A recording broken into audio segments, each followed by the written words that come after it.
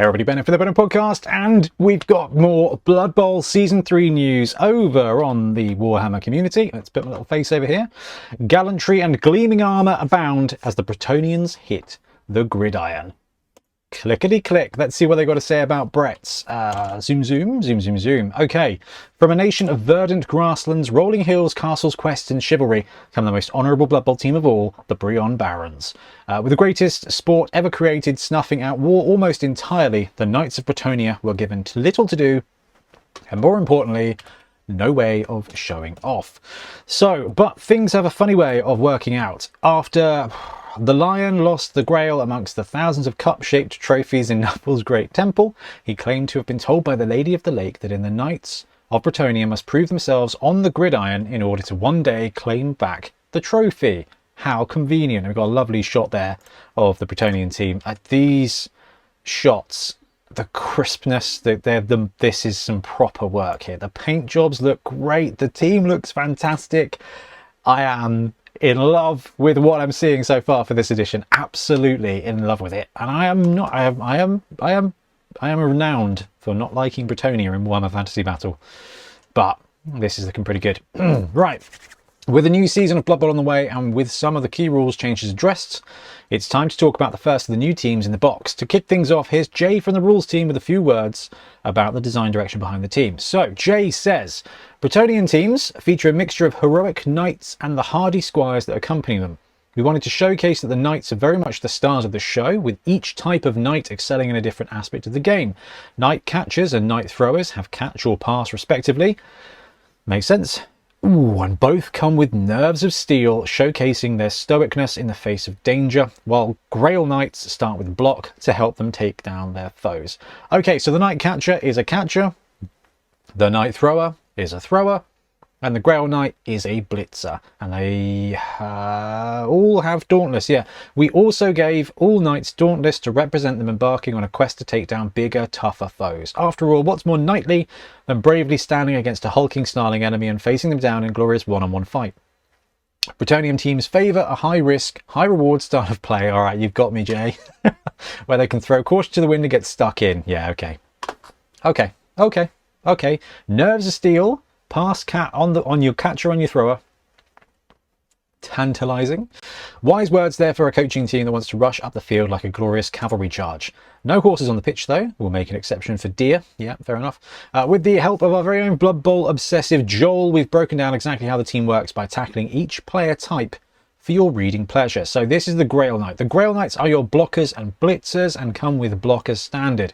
Even with a modest strength 3, they have a mighty 10 plus armor, and the new steady footing rule means they can stay upright even when the odds are against them. Movement 7 means they can keep up with their catchers. No mean feat in all that heavy play. Look, a strength 3 movement 7 player with block and good armor is a blitzer. Is a blitzer. The fact that they're kind of blitzers and blockers makes me wonder if this positional is going to have decent agility. A blitzer, Ag 3+, movement 6-7, block, right? That's how blitzers roll. So they come with a steady footing. So whenever this player would be knocked down or would fall over, roll a d6, roll a d6. On a 6, this player does not get knocked down or fall over. This happens during their activation. They may continue their activation as normal and no turnover will be caused. So this is a 6+ ward save for falling on your bum, which is, look, it's one of those things that it's going to be good, but it's not always going to work, right? That's a really stupid and obvious thing to say for a dice-based game. When this works, this is going to feel OP, but most of the time it's not going to work. You're just only going to remember the times where you're like, okay, I've set up a really good block against the Grail Knight and, oh, his 6+ ward save has saved him.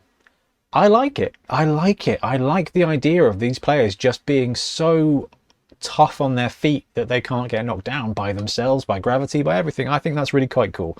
Okay, your other positional players are knight catchers and knight throwers, the former benefiting from movement 7, the latter with a 3+ passing ability.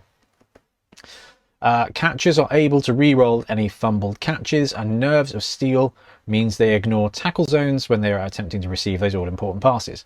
Once your Grail Knights have punched a hole in the enemy line, your catchers can also rush the ball up the pitch with their high movement. Okay, so catchers, Dauntless, catch, movement 7 then. Throwers, passing 3+, and they've got Dauntless as well. So I'm expecting they've got reasonable armor. Now, if these guys are armor 10 plus, these guys have got to be blitzer armor. If the thrower and catcher are armor 9 plus, that's fun, especially nerves of steel, right? Because the way this is going to work is your nerves of steel guys are going to be in tackle zones. That's how they work. So having rubbish armor or low strength and having them with nerves of steel without a good dodge ability just means they're going to get blammed. So, and this would make them feel a bit different. This would make them feel different if they're pretty tough as well. If they're kind of blitzers without block, that could be really fun.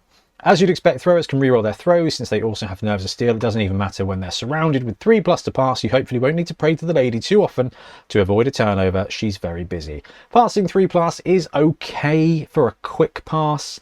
You're going to want to boost that up one way or another. I'm assuming accurate's still going to be a skill. It's funny, 3+ just means it's going to be fun. It's going to be fun. You're going to be able to pull it off, and nerves is really good. Okay, actually, you know what I'll take about nerves? We talked about this before.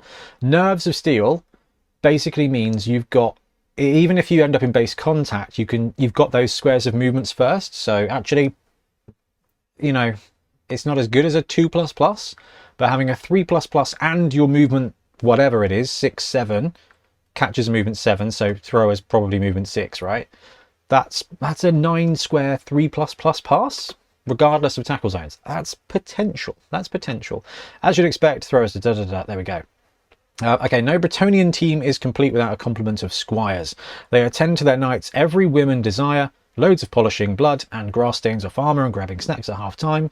They're similar to standard human linemen with movement 6, strength 3, edge 3+.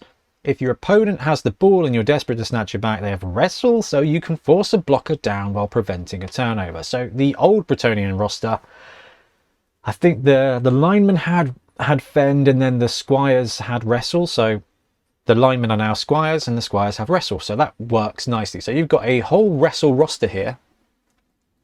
I was looking for my gnome spike because this feels like gnome territory. This is a good gnome team.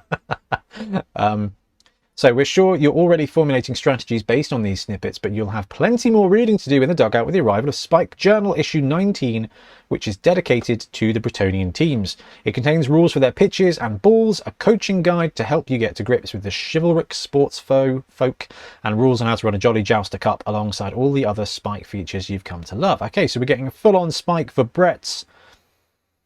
Trying to think if they did this in 2020. I think they didn't do this for 2020. They did it later on and had a Spike with Nobility and Black Orcs in. So if we're seeing a Brett Spike, we're going to see a Tomb King Spike, surely.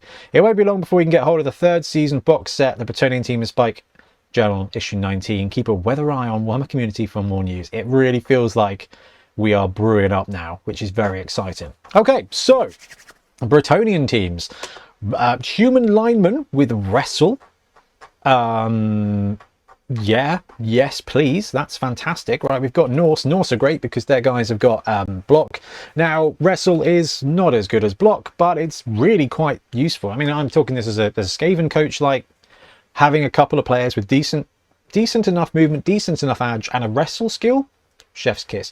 Like you're up against a dwarf team and they're just block spamming you. Actually, that bull down is going to be really fine. You're often going to benefit from wrestle. Wrestle's really useful for popping the ball out as well. It also means that these guys are going to die less, which is going to help you with your TV.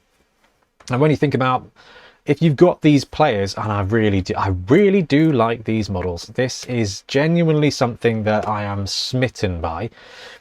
Lineman with wrestle is great. Passing 3+ thrower with pass is fine. I mean, I know we've got secure the ball now in this edition, but if you want to make the most of nerves of steel, you want to be able to move. Now, if this guy's got sure hands, passing 3+ with pass and nerves of steel and dauntless, that's a lot, isn't it? So I don't know. Sure hands would be lovely. I don't think that's what's going to happen here, because if you think about how well they did with Amazons, they gave the Amazon thrower, instead of sure hands, they gave them a skill. And when they brought nobility into the game, instead of sure hands, they gave running pass or whatever it's called, where, you know, so they got running pass. The Amazon guys passing 3+, and they got on the ball, which is a phenomenally good skill. Nerves of Steel is not bad, especially like in the 2020 edition. It's a passing skill, so it's a tough one to take, because if you are a passer, if you are a thrower, then all the other passing skills are just so much better, right? You've got accurate, you've got leader, and I'm assuming those skills are still around. God, this is tough. Like, you're looking at these stats, you're looking at this team, and you're going, right, 2020, that would be really good, that would be really good, but we don't actually know what's going to change. Like, hopefully not a lot, because it doesn't need to. All right, Wrestle Lineman, love that. Movement 7 Blitzer, cool, happy with that. Armor 10's great. Dauntless and all of them. I mean, we saw this with the Valkyrie, right? Dauntless is, you forget it, and then it's going to come into play. But I really do like that it's part of the identity of this team. You've got Knights, so you're going up against a Black Orc team, or a Tomb King team, which I hear is going to be in the box.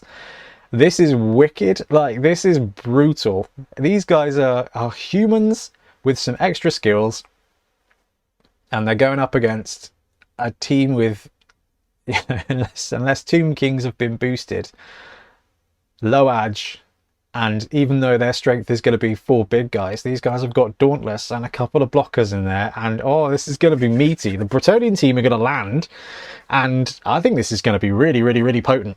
Anyway, I am absolutely buzzing to see what they've got coming next. We saw an article on yesterday. We saw an article today.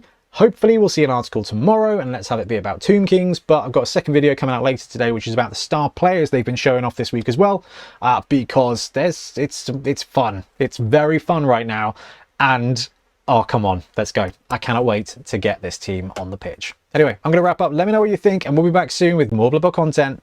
Happy blocking.